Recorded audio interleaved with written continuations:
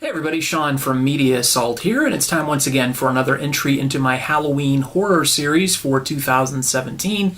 And this time out, I'm taking a look at the 2015 movie The Blackcoat's Daughter, which was directed by Osgood Perkins, who you may or may not be familiar with as the son of Anthony Perkins from, of course, many movies, including Psycho, the Alfred Hitchcock classic. This movie was originally titled February, and I'm not sure why it was changed to The Blackcoat's Daughter, because I'm still not quite sure what the relevance of the title is to the film, but be that as it may, that is what it is known as. So you may hear this film referred to as February, but it is now titled The Blackcoat's Daughter. It stars Emma Roberts as Joan, Kiernan Shipka as Kat, and Lucy Boynton as Rose. Those are the primary characters in the film. You've also got Lauren Holly and James Remar are in it as well. There are not a lot of people in the cast, but it is not really necessary for a lot of people to be in this movie. This is a very focused film, focused on very few characters, and it is very tightly focused on these characters, and that's what kind of makes it as unsettling as it is. I do not want to give away too much about this film because the premise was explained to me as one thing, and what the film delivered was something completely different, and I think it's best to go into this film knowing as little as possible. So I'm not really going to delve into the details. I will just tell you a little bit about the experience that I had watching the film, and then I'll give you my rating of the film. But like I said, I'm not going to talk about specific point plots or anything like that at all. The description of the film that I was given was the one that was on the Internet Movie Database, which is something to the effect of two girls are left alone at a school to battle the forces of evil, something to that effect. And I had read or seen a video or something that said that it was a movie that you should see if you're interested in horror. It's one of the better horror films of recent times, being about 2 years old now. And I have to say that I agree with that. The cool things about this film is that it is put together in sort of a non-linear timeline. And at first, when I was watching it, I really felt like I was watching paint dry. The first 15 minutes of the film were nearly unbearably slow, but I came to realize after finishing the movie, and I'm glad I finished the film, that everything in this film is calculated. It is put together this way. It telegraphs everything that's going to happen, but you'll never know until you finish it and rewatch it. It is an exceptionally unnerving film. It's not really so much a horror film in the classic sense, and I've said that a lot for a lot of the films that I've watched for the horror series lately, because I tend not to watch films that are just your straight up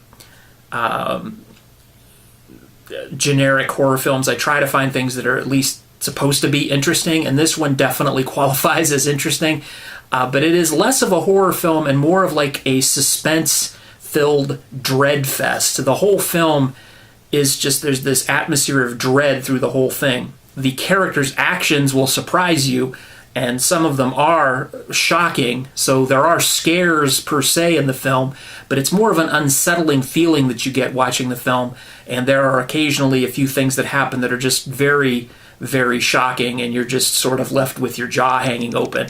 That, to me, is an effective horror film.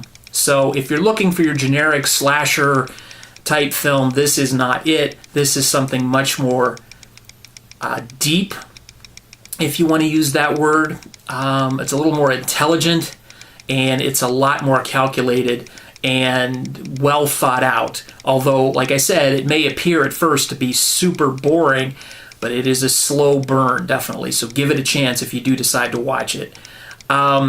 So a few things that I do want to point out about the film are the soundtrack, which it's less of a musical score at times than it is just this droning, atmospheric, throbbing noise that comes up and really adds to that dread-filled atmosphere. And I thought that that was really unsettling, as well as the actions of the characters in the film. And just the fact that if you do watch this film again, you are going to see that everything is set up perfectly. Nothing cheats in this film at all. And that's what I really liked about it. I can't say enough good things about it, but again, I don't want to give anything away, so I'm just going to tell you that I'm going to give The Blackcoat's Daughter, aka February, which I think is a much better title, I'm going to give it an 8.5 out of 10. I really think you should see it. It is one of the better films that I've seen in the horror genre as of late, especially one that's been made recently. And I do think it's a film that will stick with you after you see it. And you may walk away from it at first going, wait, what the hell did I just watch?